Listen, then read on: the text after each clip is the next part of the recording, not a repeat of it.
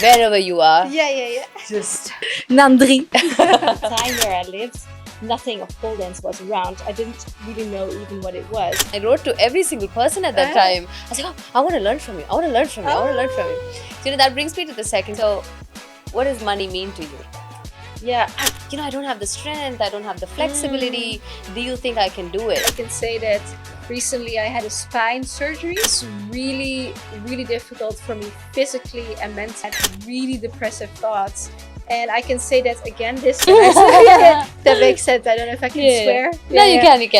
Who are you and what are your thoughts and how are you treating yourself? Yeah, absolutely. I think that's who we are truly. Yeah, I was like, where is Chennai? Testing. 1, 2.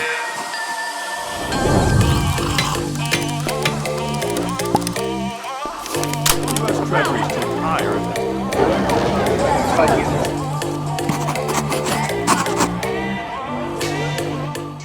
I am the most happiest today and I'm elated to have this person on the podcast because she's one of the first people I started following on the week that I started pole dancing. And she's been my idol from that time on. Every time people ask me, who's your inspiration when it comes to pole? I've always made sure I mention her name. Although I used to pronounce it wrong for the longest time, we have with us Yvonne Smink. This is her on This Is Me. Welcome. Thank you so much, Nandri. Yeah, but I always tell people, in my opinion, you're one of the best pole artists in the world. Thank you so much. I feel like the world is so big, but I can say that I definitely have my own style. So I feel really appreciated whenever people tell me, I really like what you're doing out there, because there's so many people out there doing pole dance. So thank you so much for saying that. That brings me to my first question. Of all the things you could do, how did you end up doing pole dancing? Yeah, kind of randomly, like by chance. So I was out in a club with my friends, and I'm from a super small village. And in this club, there was a pole. And one of my friends had done a class of pole dance in Amsterdam, because at the time where I lived, nothing of pole dance was around. I didn't really know even what it was.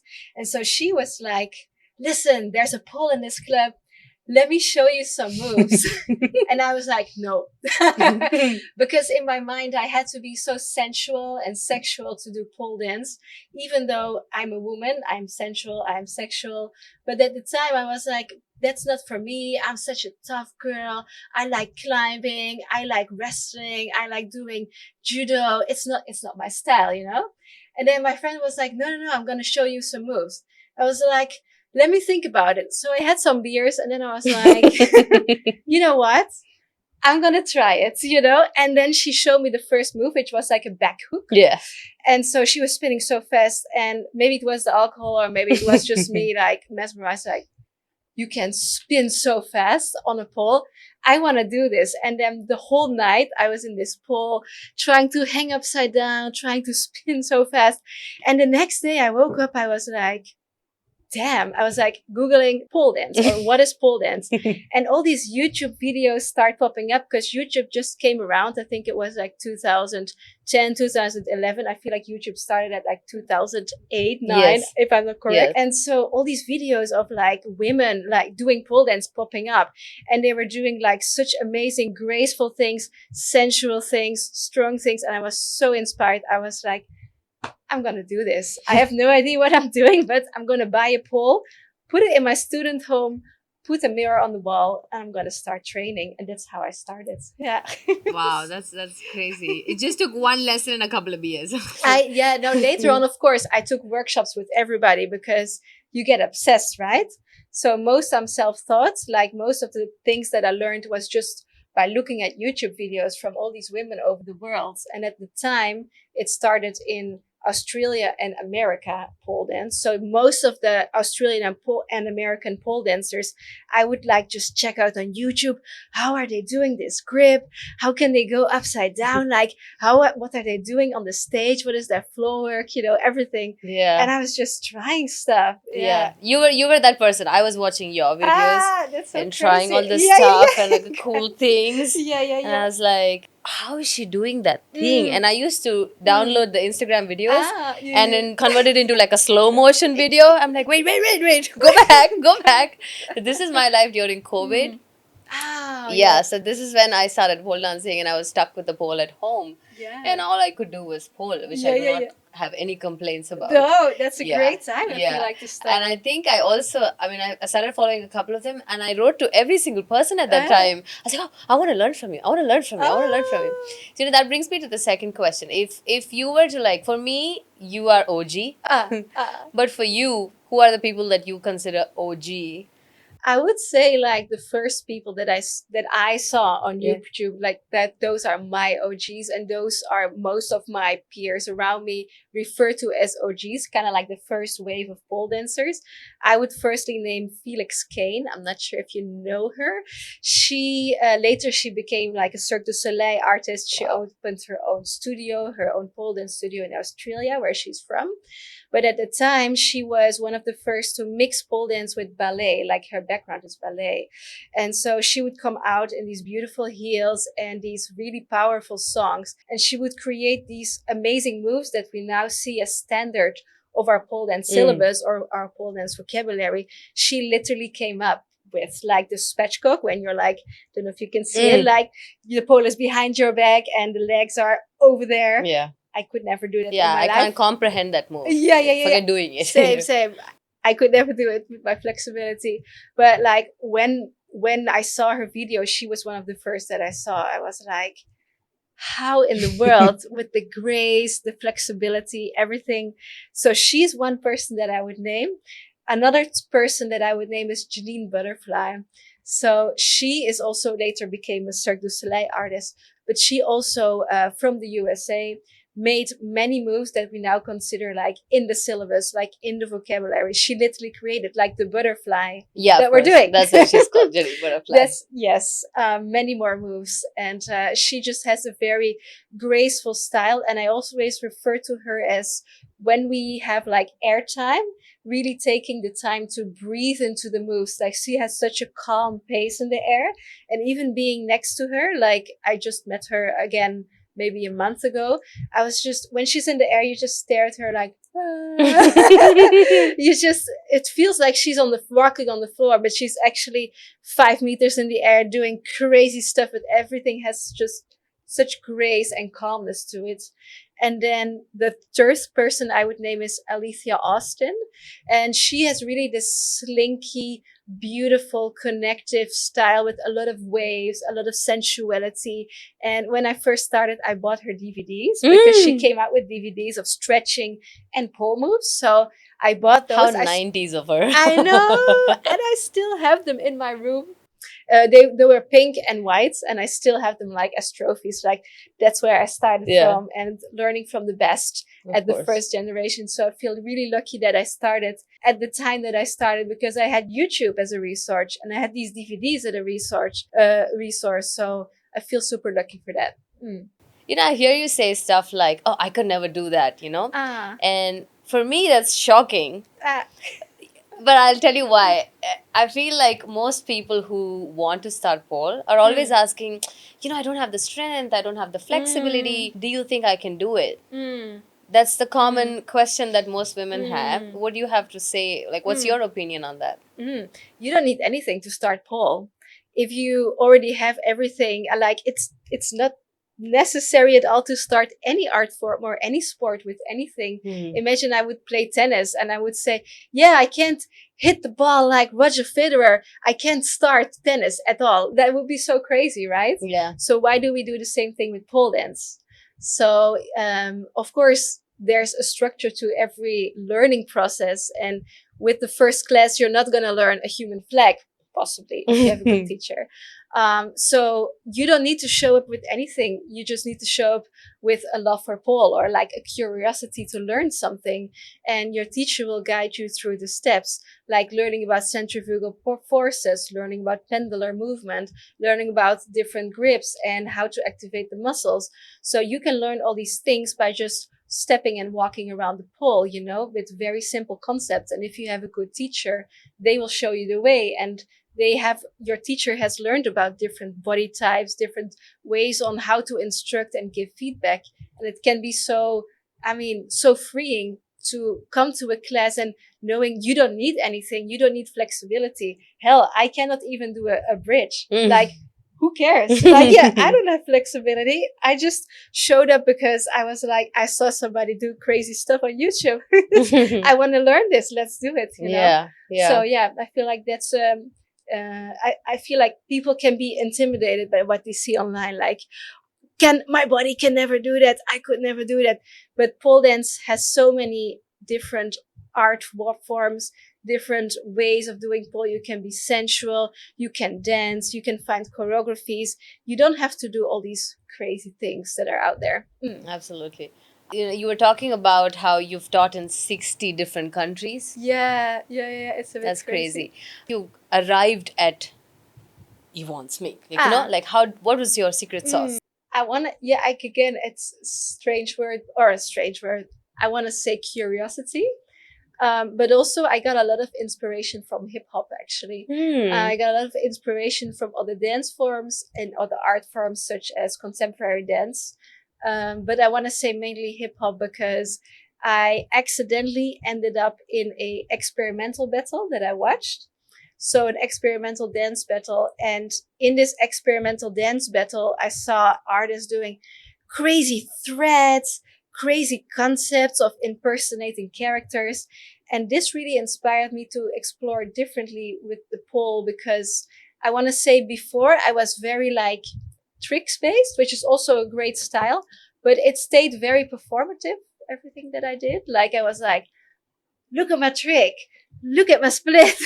There's a drop in the music, I'm going to drop down. And after I saw that battle, something changed in my thinking. I was like, I didn't know I can portray characters. I didn't know I can find little undulations or different movement styles within my own body, because I was so focused on performing for an audience or wowing the audience in a way. And then I found a guy, his name is Drosha. He's from my city. And he was teaching a series of 10 dance classes, like say experimental dance. And I was like, I'm going to sign up for these classes. You've signed up for literally anything I've signed up and for everything. Like, I want to learn everything. I Like, love we were that. just talking Yeah. about Indian dance and Yeah. how it inspires me. Like, I want to learn this. Like, and again, I think this curiosity, like, the core is why I became the style that I have today, is just being curious about things and being inspired by other things around, always giving credit, but still like being inspired and not hesitating to step out of the box of like, okay, we must point our toes. If we don't point our toes, it's not pole dance. Yeah. Okay. Yeah. I mean, I also feel like most people are afraid to fail, especially because like I started pole dancing as an adult. I was 28 when I started. Yeah. And a lot of people think, oh, it's too late. Is it, I may not be able to start.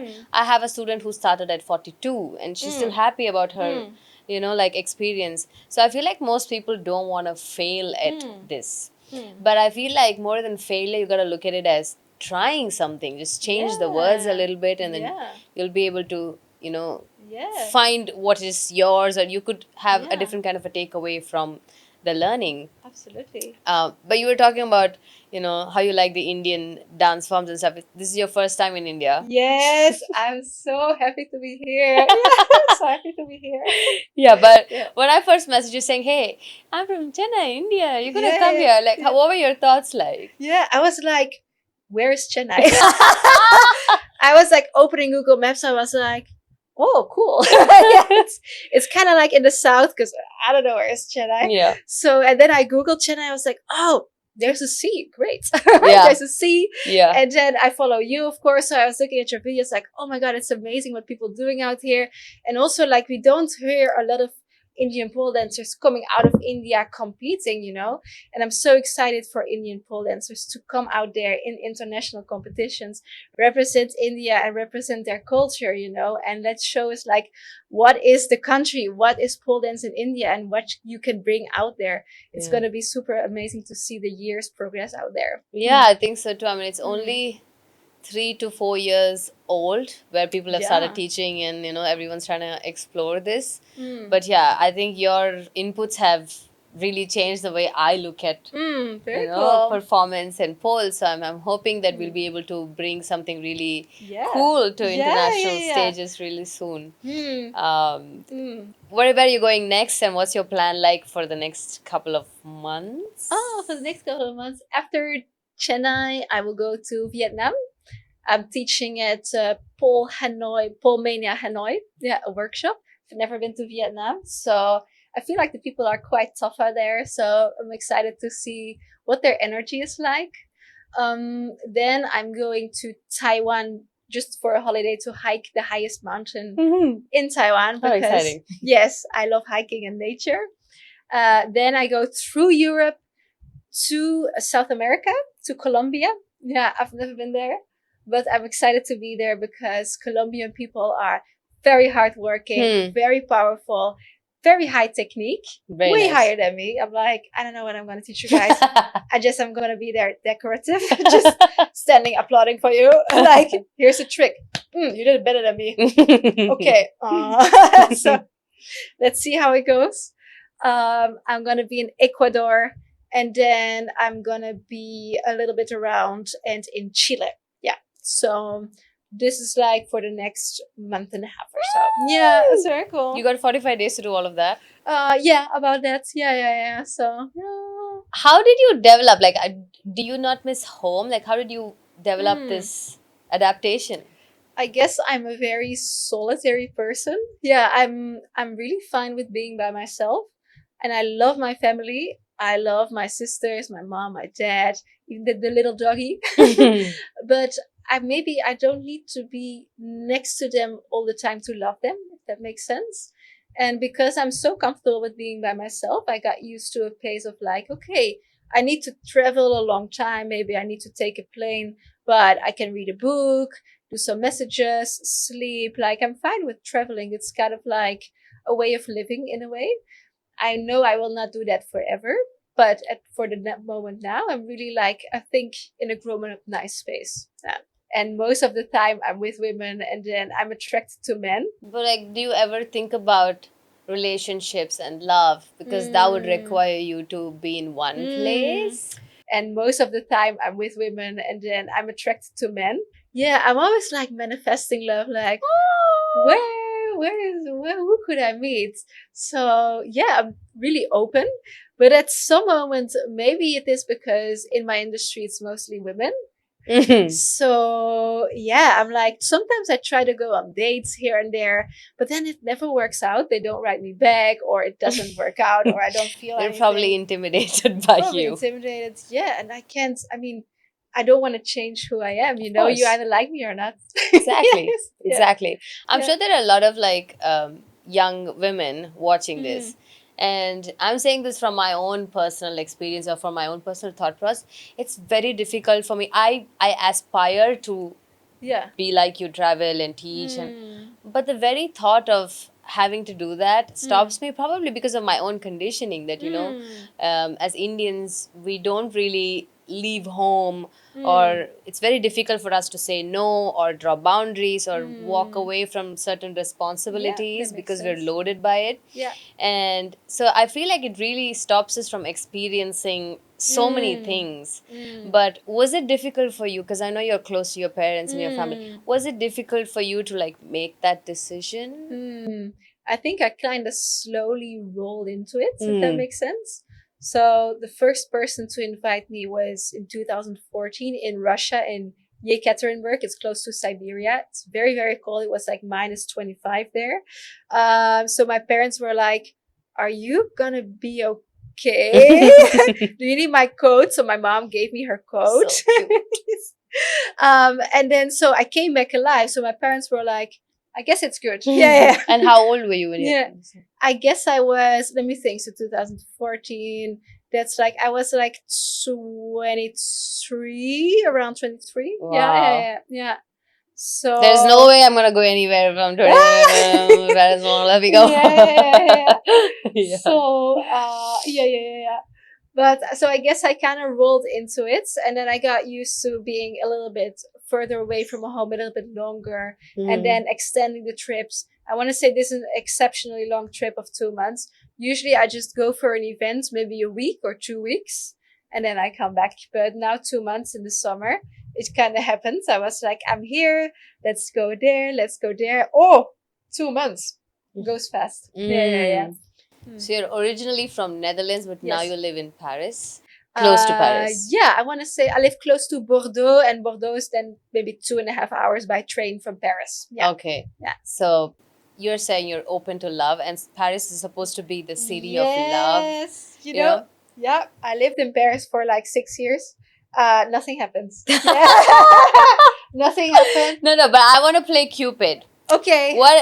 My question has two parts. Uh-oh. The first part is, what was Yvonne's type when you were in your 20s? Yeah. And what's Yvonne's type now? Like yeah. So, what does money mean to you?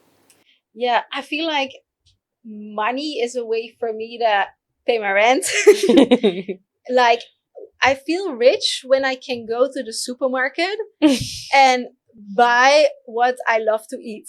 Yeah, without looking at the prices. That is rich to me. Like, if you can pick up, I don't know, a pack of milk. I don't drink milk. This is a wrong example. If you can pick up I eat oatmeal, and you can buy it without looking at like, is this oatmeal more expensive than this oatmeal? If you have that type of richness, like I consider that rich. I love food, so that's very important to me. And then, yeah, I feel like I have a roof over my head. I have food on my table. I have running water. I feel like I'm a very simple person. I don't own a lot of things as well.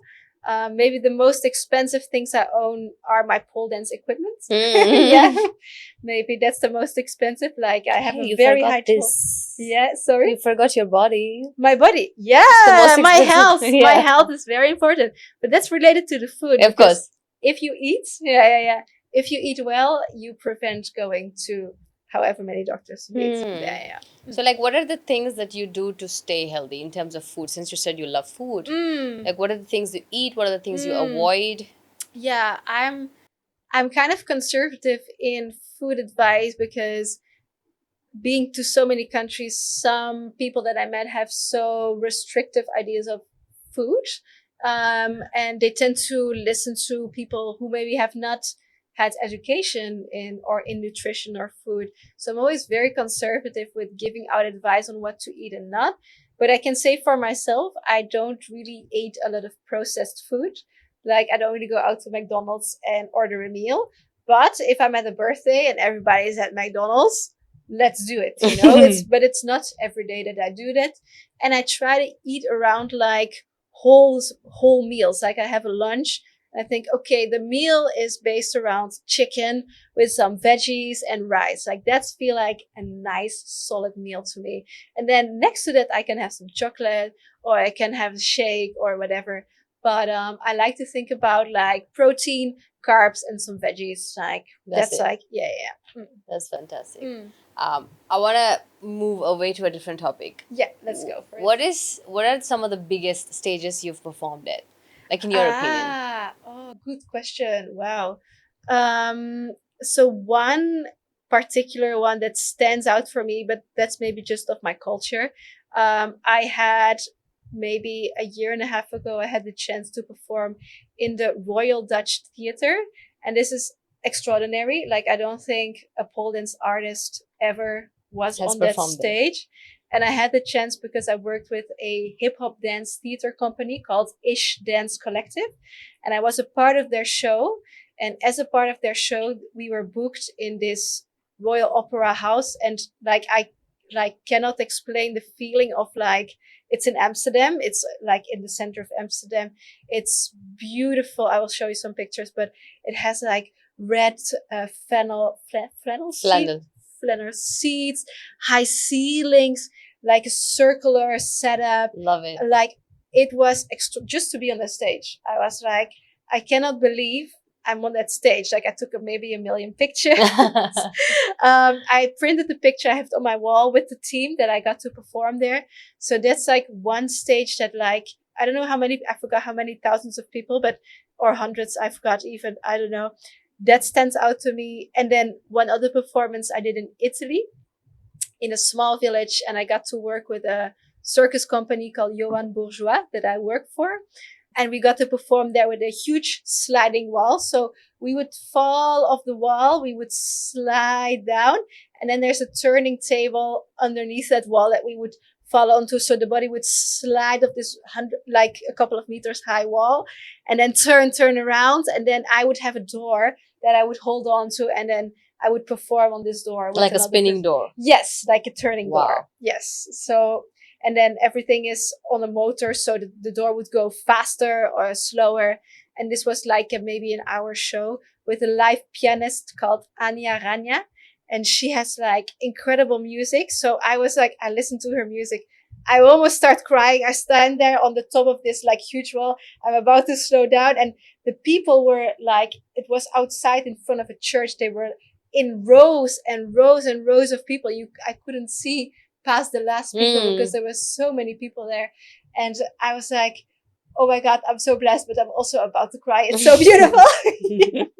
So these two experiences really stand out for me. Does Yvonne get nervous before performances or teaching? Yeah, absolutely. Really? Performances and teaching. Yeah, I do get nervous. I do. It's depending maybe the context. Like if people know pole dance or if people don't know pole dance. Yeah. I feel like that's a different vibe, because if people don't know pole dance, I can impress them with my regular shit. Can I say? That makes sense. I don't know if I can swear. No, you can. I have like my trick bag, right? I have like my usual flow to like, oh, this is a movement that I always do, that feels good, la di da di da.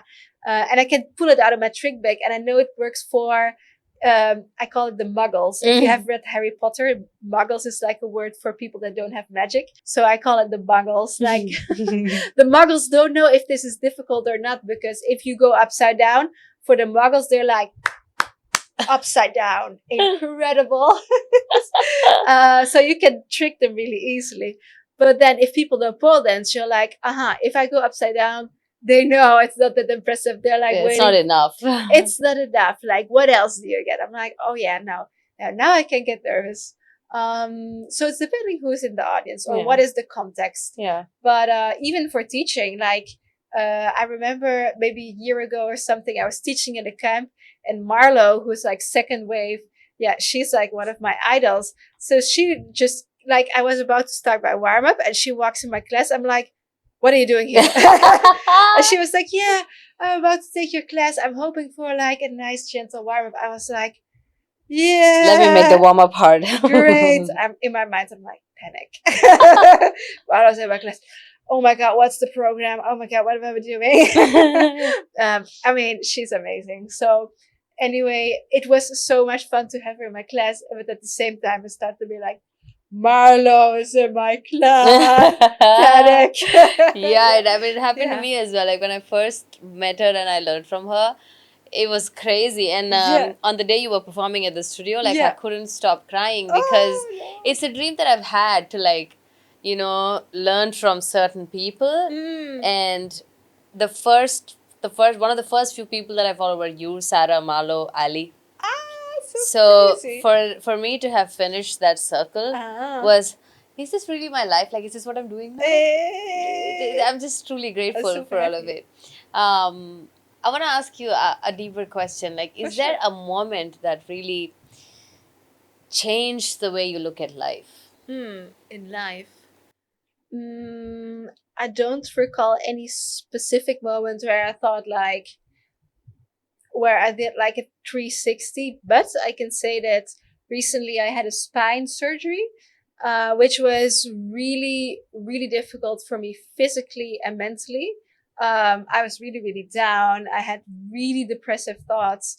And I can say that again, this teacher, Drosha, who I talked about earlier, who really opened my eyes to movement. Also, I had a conversation with him because also he's a very deep person. Maybe he should be a psychiatrist or psychologist for me at some point. But he made me question like who I am without my pole, because I've been doing pole dance for I've got goosebumps. so many years. Yeah, me too. I'm like almost crying. Yeah. But I had done pole for so many years that everything I did, everything I thought, who I thought I was with the pole. And so I couldn't do pole, I couldn't do movement. And the doctors were not that positive about my recovery. So I was laying there and he made me question all the right things that say that. And maybe I don't always have answers. Maybe I still have a lot of questions like, who am I exactly? And I maybe cannot answer it specifically.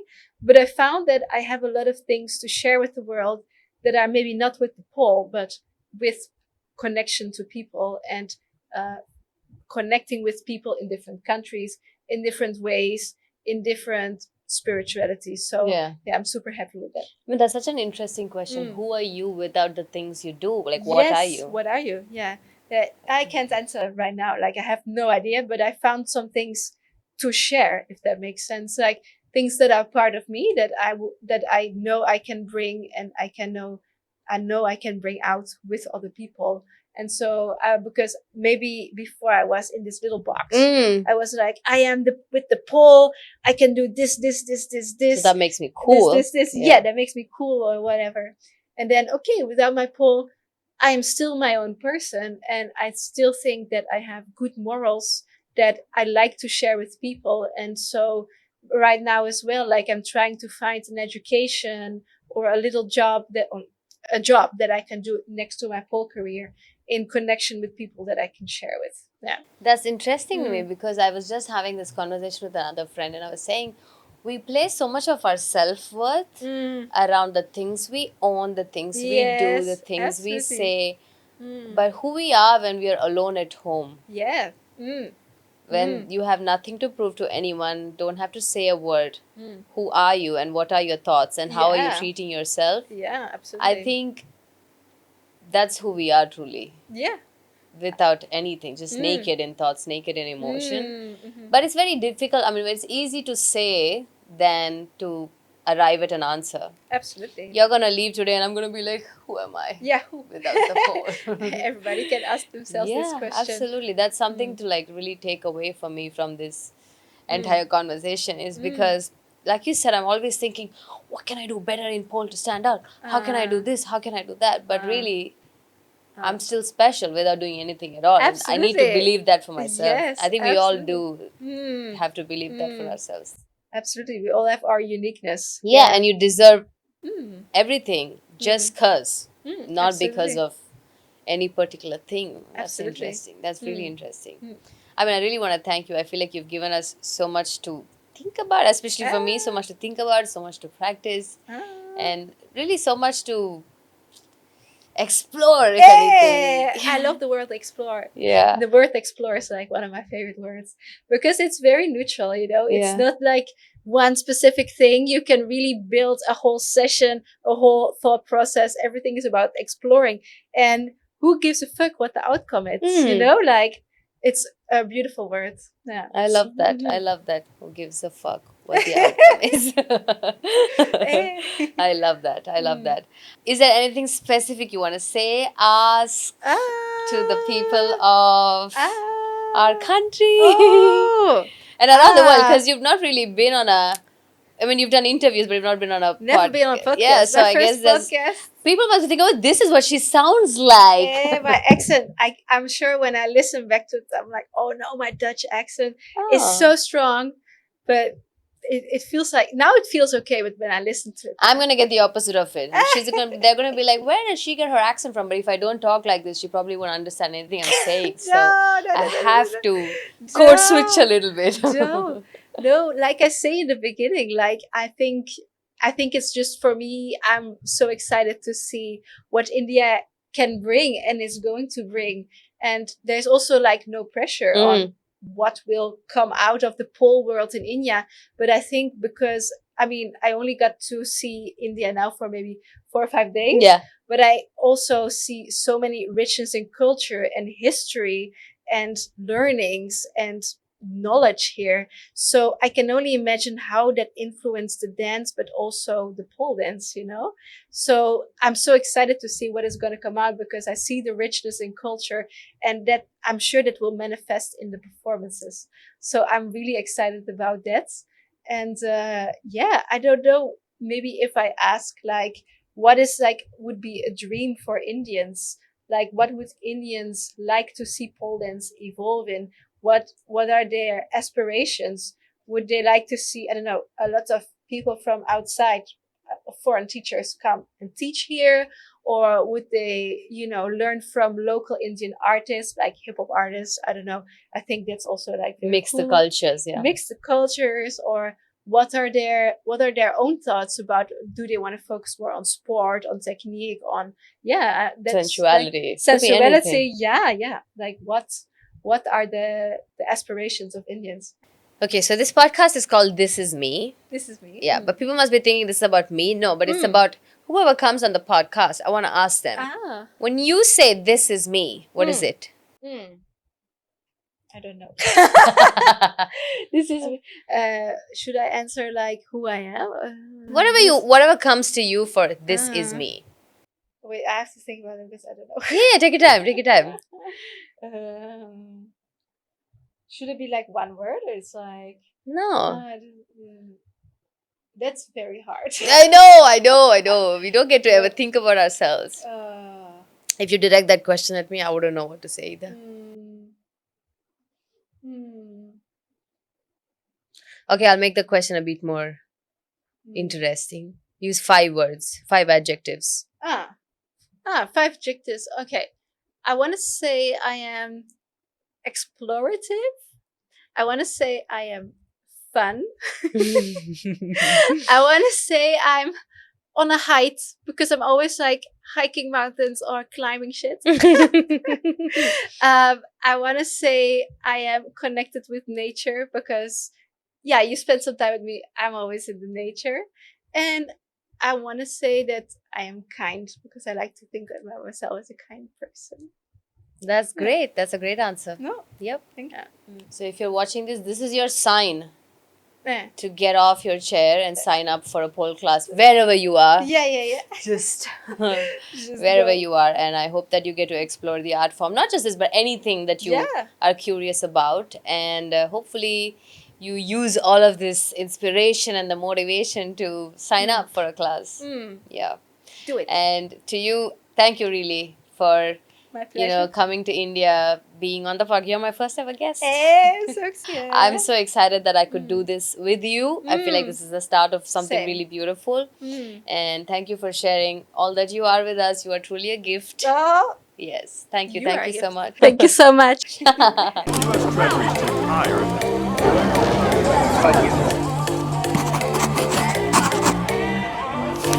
U.S. Treasury's entire